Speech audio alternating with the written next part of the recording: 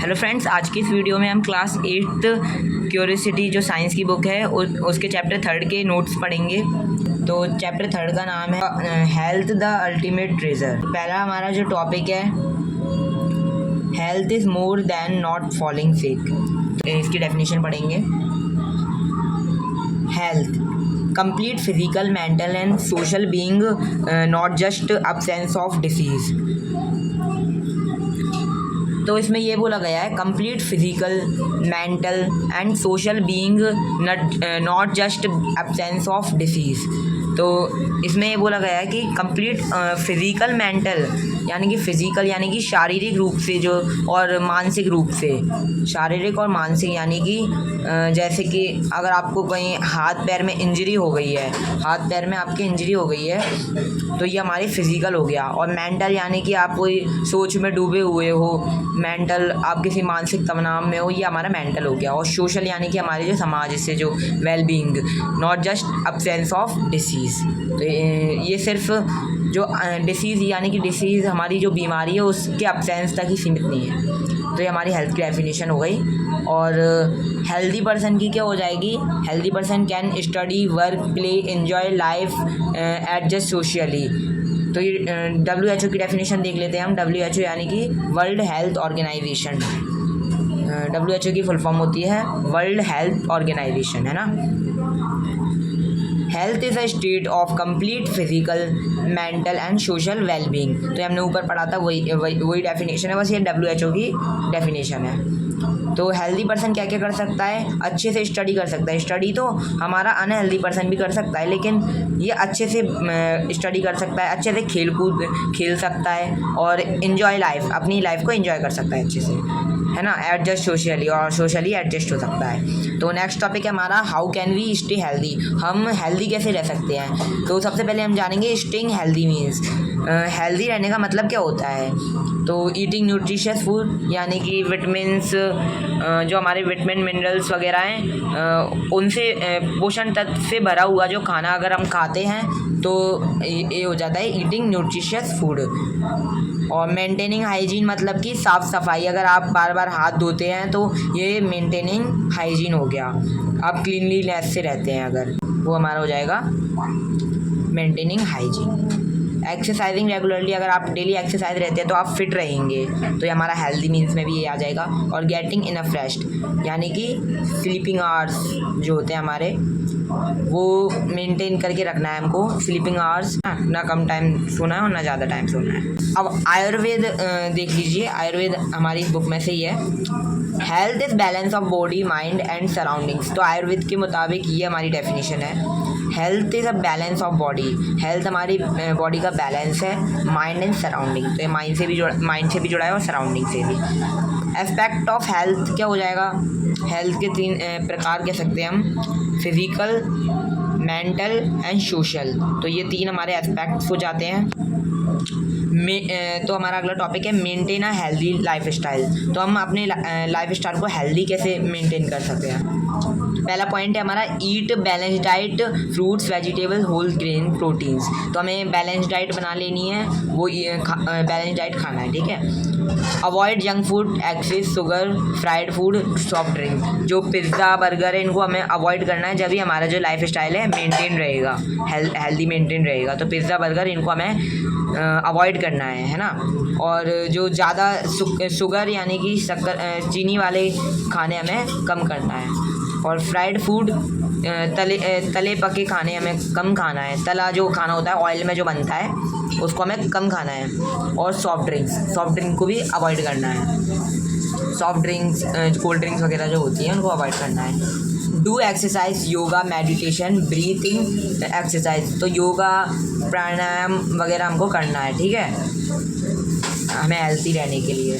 Get enough sleep and rest. तो हमें 7 से 8 घंटे तक हमें अपने स्लीपिंग आवर्स लेने हैं। से नो टू तम्बाकू, एल्कोहल एंड ड्रग्स। तो तम्बाकू, एल्कोहल एंड ड्रग्स को कंज्यूम नहीं करना है। अगला टॉपिक है keep the environment clean. Environment को क्लीन रखना है यानी कि hygiene. Clean surrounding prevent spread of diseases. अगर आप सराउंडिंग्स को, अपने जो आसपास का इन्वायरमेंट है उसको क्लीन रखेंगे तो ये जो डिसीज़ है मलेरिया, डेंगू वगैरह है वो उनके होने के चांसेस कम होते हैं।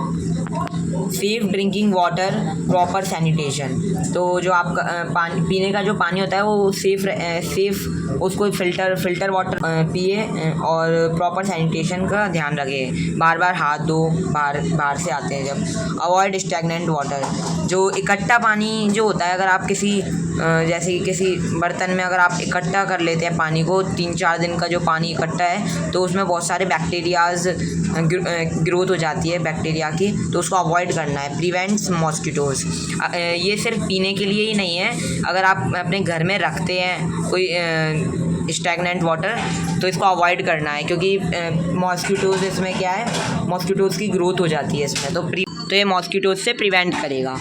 प्रॉपर डिस्पोजल ऑफ वेस्ट, जो आपका वेस्ट क्रिएट होता है तो उसका प्रॉपर डिस्पोजल करना है उसको। अगला टॉपिक है हमारा, how do we know that we are unwell, हमें कैसे पता चलेगा कि हम अनवेल यानी कि हम बीमार हैं, सिक है ना, कैसे पता चलेगा हमको? तो आवर बॉडी शोज सिम्टम्स, तो हमारी जो शरीर है, हमारी जो बॉडी है उसमें कुछ सिम्टम्स आ जाते हैं, जैसे कि अगर आप बीमार हो जाते हैं, बुखार आ जाता है तो आपकी फीवर आ जाता है तो आपकी बॉडी में जो है, आपकी बॉडी गर्म हो जाती है, हीट प्रोड्यूस करती है ना।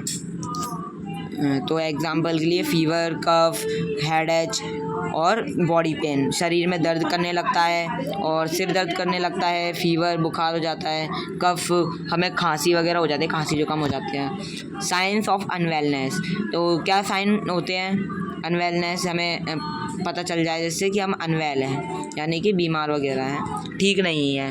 तो टायर्डनेस, हमें थकावट महसूस होती है, फटिग हो जाते हैं, और लॉस ऑफ एपिटी और फटिग, यही हम थकान महसूस होती है ना। Doctors check symptoms plus test, तो डॉक्टर हमारे सिम्टम्स को देख के बताते हैं और टेस्ट लेते हैं, कुछ हमारा ब्लड टेस्ट लेते हैं, जिससे हमें डिसीज़ का पता चल जाता है, कंफर्म डिसीज़ हो जाता है, डिसीज़ कंफर्म हो जाती है कौन सी डिसीज़ है। अगला टॉपिक है हमारा डिसीजेस, वाई आर दे आ जाएगा ना, दे कॉजेज एंड टाइप्स, उनके टाइप्स पढ़ेंगे हम और वो क्यों होते हैं disease any kind that disturbs normal functioning of the body, तो कंडीशन है, कुछ ऐसी कंडीशन जो कि हमारे नॉर्मल जो फंक्शनिंग, हमारी नॉर्मल बॉडी जो काम करती है उसको डिस्टर्ब करते हैं, उसी को डिसीज़ कहा जाता है। तो डिसीज़ 2 टाइप के होते हैं, कम्युनिकेबल डिसीजेज़ जो कि spread from person to person, एक इंसान से दूसरे इंसान में ये फैलती हैं, कॉज्ड बाय पैथोजेंस के द्वारा फैलती है। पैथोजेंस क्या होते हैं? Micro organism that harm humans और अदर ऑर्गेनिज्म, माइक्रोब्स कह सकते हैं हम इसको, माइक्रोब्स। तो एक तरीके से हम कह सकते हैं हार्मफुल माइक्रोब्स को पैथोजेंस कहा जाता है। तो एग्जांपल्स ले लीजिए, cold, influenza, tuberculosis, cholera, typhoid, malaria, ये सब हमारी जो है डिसीजेज है, बीमारी है। ये क्या है? कम्युनिकेबल डिसीजेज थी है। और नॉन कम्युनिकेबल डिसीजेज है दूसरा टाइप जो है, do not spread, mostly life style related, तो ये हमारे ऐसे लाइफ स्टाइल से रिलेटेड नहीं होती है, ऐसे स्प्रेड नहीं होती है ये किसी अगर पर्टिकुलर पर्सन को है तो ये स्प्रेड नहीं होगी दूसरे पर्सन में, है ना, स्प्रेड नहीं होगी। तो एग्जांपल्स है diabetes, hypertension, obesity, cancer, diabetes, ये ऐसी बीमारी। ये हमारा पार्ट 1 था, आगे का हम पार्ट 2 में पढ़ेंगे।